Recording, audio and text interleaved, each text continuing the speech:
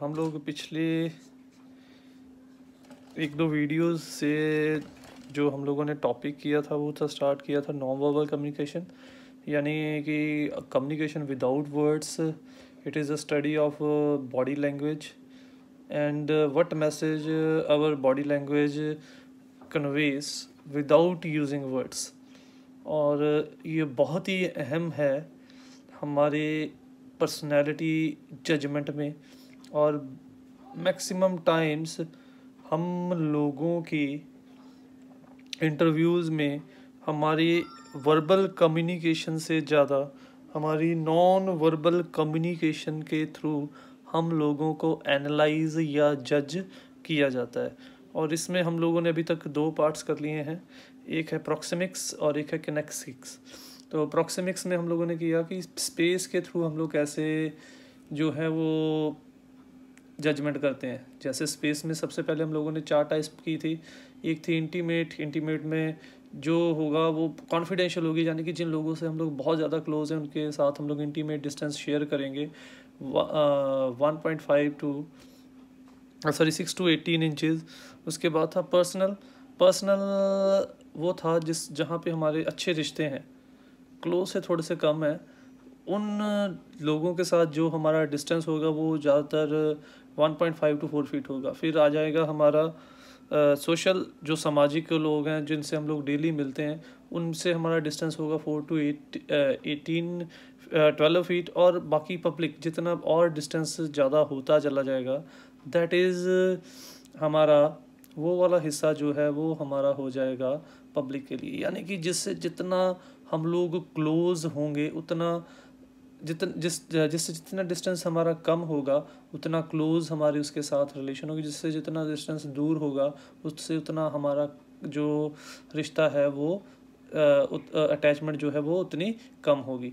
और उसके बाद हम लोगों ने किया था किनेसिक्स, जिसमें हम लोगों ने पढ़ा बॉडी पोस्चर जो है वो किस तरीके से, हमारा आई कांटेक्ट, हमारा फेशियल एक्सप्रेशन, हमारे गेस्चर्स जो हैं किस तरीके से हमारी पर्सनैलिटी की ट्रू रिप्रेजेंटेशन देते हैं। और हम लोगों ने ये पहले भी डिस्कस किया है कि वर्ड्स कैन बी कनकोटेड, कि शब्दों को हम लोग झूठ बोल के दिखा के कि नहीं मैं ऐसे नहीं ऐसे करता हूँ, वो तो हम लोग तोड़ मरोड़ सकते हैं, बट जो हमारी बॉडी लैंग्वेज है वो वही बोलेगी जो हमारे अंदर है। अब मैंने वैसे तो झूठ बोल दिया है, बट शब्दों में मैं शायद ना पकड़ा जाऊं, बट अगर सामने वाला एक्सपर्ट होगा वो मेरे चेहरे से, मेरे फेशियल एक्सप्रेशन से, मेरे आई कांटेक्ट ना करने से या मेरी बॉडी के और हाव भाव से ये डिपिक्ट कर लेगा, ये पहचान लेगा कि कहीं ना कहीं मैंने कोई ना कोई चीज़ जो है गलत या झूठ बोला है। तो इस तरीके से ये दो चीज़ें, दो पार्ट्स हम लोगों ने कल किए थे। आज हम इसके जो रिमेनिंग 3 पार्ट्स करेंगे। नेक्स्ट है क्रोमिक्स क्या है? ये है टाइम के थ्रू। आज के टाइम पे हम लोग क्या मानते हैं, प्रेजेंट डे में हम लोग ये मानते हैं कि टाइम इज़ मनी। जो टाइम का सूटेबल यूज़ करता है उसके पीछे पैसा भागता है, उसको पैसे के पीछे या सक्सेस के पीछे नहीं भागना पड़ता। फॉर एग्ज़ाम्पल ले लें, अगर आप लोग टाइम का सूटेबल यूज़ कर रहे हो, फॉर एग्ज़ाम्पल अब हम लोग ऑनलाइन स्टडी कर रहे हैं, अगर आप इस टाइम जो जो चीज़ें हम लोग कर रहे हैं वो साथ में एनालाइज, रिवाइज और उनको समझते चले जाओगे तो एग्ज़ाम के टाइम पे सक्सेस जो है वो बहुत इजी चीज़ होगी। और अब अगर हम लोगों ने टाइम का सूटेबल यूज़ नहीं किया, फॉर्मेलिटी के लिए आए चले गए जैसे आप लोग करते हो, तो फिर एग्ज़ाम के टाइम पे हमें सक्सेस के पीछे भागना पड़ेगा। तो इसीलिए ऑर्गेनाइजेशन आज के टाइम पे उन्हीं बंदों को प्रेफर करती हैं जो कम टाइम में उनको ज़्यादा आउटपुट दे सके, या फिर जो एक टाइम पे उनके लिए बहुत सारी चीज़ों को जो है वो पॉसिबल या मुमकिन कर सके। तो उसी चीज़ को, उसी पर्सन को कंपनीज प्रेफर करती हैं। देखो, the time plays an important role in life. The uses of time is an important non verbal element that is also known as chronemics. तो टाइम बहुत ही इंपॉर्टेंट पार्ट प्ले करता है हमारे लिए, और जो इंसान टाइम का सूटेबल यूज़ करता है वो इंसान लाइफ में हमेशा आगे ही जाएगा, कभी वो पीछे नहीं आएगा। और इस स्टडी को, नॉन वर्बल कम्युनिकेशन में जो हम लोग टाइम का सूटेबल यूज़ करते हैं नहीं करते, उसको हम लोग क्रोमिक्स बोल देते हैं। Time can be compared with money that can be saved, waste earned, spent by economics we study human beings communicate through use of time। तो आज के टाइम पे प्रोफेशनल वर्ल्ड में मैंने पहले ही आप लोगों को बताया कि टाइम को हम लोग मनी का सिनोनिमस या समान अर्थ बोल देते हैं कि टाइम इज़ मनी। तो जो इंसान टाइम का सूटेबल यूज़ करेगा वही इंसान मनी को ईज़िली और टाइम पे अर्न करेगा। और ये अब हम लोगों के ऊपर है, हम लोग टाइम को अर्न करने में लगाएं या टाइम को वेस्ट करने में लगाएं, ये डिपेंड करेगा हमारे ऊपर। और किस तरीके से हम लोग अपने टाइम की मैनेजमेंट करते हैं वही चीज़ हम लोगों की इकोनॉमिक्स कहलाती है। और वही चीज़ सामने वाले को हमारी पर्सनैलिटी की जजमेंट भी करवाती है। In business organization, time in concert with every organization work. When someone completes the work project within a specific time, it communicates sincerity, hard work, loyalty, reliability and reliability। वो कह रहा है कि अगर हम लोग प्रोफेशनल वर्ल्ड की बात करें, जब कोई बंदा टाइम अलॉटेड टाइम में काम कंप्लीट कर लेता है या अलॉटेड टाइम से काम पहले कंप्लीट कर लेता है, उसकी कैसी रिप्रेजेंटेशन, कैसी इमेज बनती है, ये बंदा बहुत डेडिकेटेड है भाई, बहुत हार्ड वर्किंग है और बहुत सिंसियर है और बहुत ही लॉयल, बहुत ही ईमानदार और बहुत ही भरोसेमंद है। हम लोग उस पर्सन के बारे में ऐसे व्यूज़ बनाते हैं। जैसे फॉर एग्ज़ाम्पल क्लास में अगर हम लोगों ने आपको कोई वर्क दिया, जो स्टूडेंट इन चीज़ों को बाकियों से पहले कर लेगा या जो स्टूडेंट ख़त्म कर लेंगे, उन स्टूडेंट की इमेज एक अलग ही हो जाती है। वो टीचर कहता है ये स्टूडेंट ना टाइम पे काम कंप्लीट करने वाले हैं, ये स्टूडेंट जो है वो बहुत रिलायबल है। तो इस तरीके से जो हमारी टाइम मैनेजमेंट है वो हम लोगों को इकोनॉमिक्स के अंदर स्टडी करने से पर्सन की पर्सनैलिटी के पॉजिटिव या नेगेटिव साइड्स को क्लैरिफाई कर देते हैं। The concept of time is followed different in different countries. In India, tradition, if someone is late, is taken for granted. In European country, late entrances can be termed as violation of principle of punctuality. In a business organization, the employees are expected to arrive on time। तो वो कहते हैं कि बात फिर से वही आ गई, अलग अलग लोग टाइम की अलग अलग तरीके से इंटरप्रिटेशन करते हैं। जैसे हमारे जैसे जो देश हैं जहाँ पे टाइम की वैल्यू का इम्पोर्टेंस ना यूथ को पता है ना किसी और को पता है। जब कोई अलॉटेड टाइम से लेट होता है तो वो कहते हैं कोई बात नहीं, ये तो आम सी बात है, टाइम 5 मिनट लेट भी आ गए तो कोई बात नहीं। बट फॉरेन कंट्रीज़ में जहाँ पे पंक्चुअलिटी को बहुत ही सिंसेरिटी से लिया जाता है, वहाँ पे आप एक सेकंड भी लेट हो तो उस चीज़ को आपकी कैरेक्टर की एक नेगेटिव क्वालिटी मान लिया जाता है कि जो इंसान टाइम की वैल्यू नहीं करता वो इंसान जो है वो किसी वैल्यू के काबिल नहीं है। इसीलिए बिज़नेस ऑर्गेनाइजेशन में बेसिकली उन्हीं लोगों को पॉजिटिव या उन्हीं लोगों को आगे प्रमोट करने के बारे में कंपनी सोचती हैं जो टाइम को इफ़ेक्टिवली मैनेज करते हैं। अगला है पैरा लैंग्वेज। पैरा लैंग्वेज है आवाज़, हमारी आवाज़ शब्दों का नहीं, आवाज़ के लहजे का। मैंने हाई बोला, मैंने लो बोला, कहाँ पे मेरी वॉइस ऊपर गई, कहाँ पे मेरी वॉइस नीचे आई, उस चीज़ को हम लोग बोल देते हैं पैरा लैंग्वेज। कि analysis of spoken words by the pitch of the voice.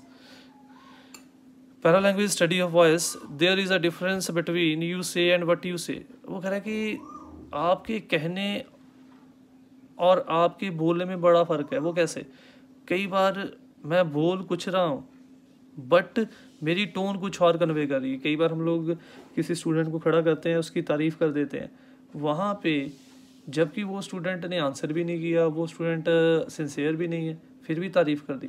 वहाँ पे शब्द नहीं, मेरी टोन जो है वो मेन चीज़ होगी स्ट्रेस की देखने वाली, कि मैंने टोन कैसी थी, क्या मेरी टोन नॉर्मल थी? अगर नॉर्मल थी फिर तो मेरी प्रेज़ जो थी वो पॉजिटिव थी। और अगर वो मेरी टोन वहाँ पे इंसल्टिंग थी या व्यंग्यात्मक थी, ह्यूमरस थी, तो इसका मतलब है मैंने तो उसके ऊपर एक नेगेटिव कमेंट किया, भाई तेरे अंदर ये क्वालिटी नहीं है, उसे डेवलप कर लो। तो यहाँ पे ये चीज़ देखने की ज़रूरत है। कई बार हमारे कहे गए शब्द भी वो चीज़ सिग्निफाई नहीं करते जो हमारी वॉइस की लहजा, मेरे बोलने का तरीका जो है वो क्लैरिफाई कर देता है। इन पैरालिंग्विस्ट स्टडी इनोटेशन, इसमें क्या क्या पढ़ते हैं? इंटोनेशन, किस तरीके से बोला, पिच कहाँ पे जोर दिया, कहाँ पे स्ट्रेस, इंटेंसिटी मैंने कितनी तेज़ी से बोला, रेंज कितने ज़ोर से बोला, रिदम टेम्पो, रेजोनेंस, इको, यानी कि वॉइस के जितने भी कंपोनेंट्स हैं उन सभी चीज़ों को एनालाइज किया जाता है। उन चीज़ों को एनालाइज किया जाता है जब हम लोग पैरा लैंग्वेज को स्टडी करते हैं। और वहाँ पे शब्दों के अलावा बाकी जितने वॉइस के कंपोनेंट्स हैं उनके ज़रिए ये देखा जाता है कि whether what ever I am saying in words is true और नॉट।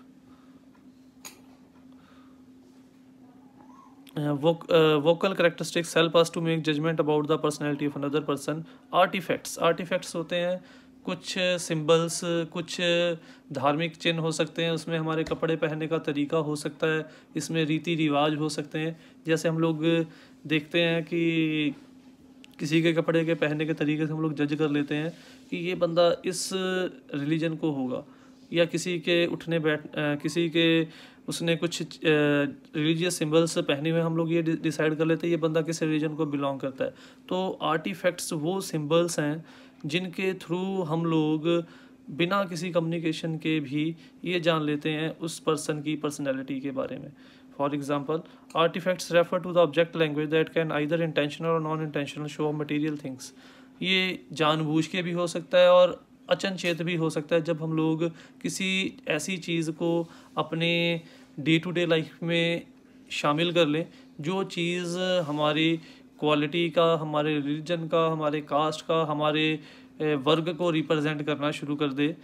इन दिस कैटेगरी भी इंक्लूड क्लोथ्स हो सकते हैं, फोक मटेरियल हो सकता है, शूज़ हो सकते हैं, एक्सेसरीज, परफ्यूम हो सकता है, रिलीजियस सिंबल्स हो सकते हैं, अदर आर्ट ऑब्जेक्ट्स हो सकते हैं।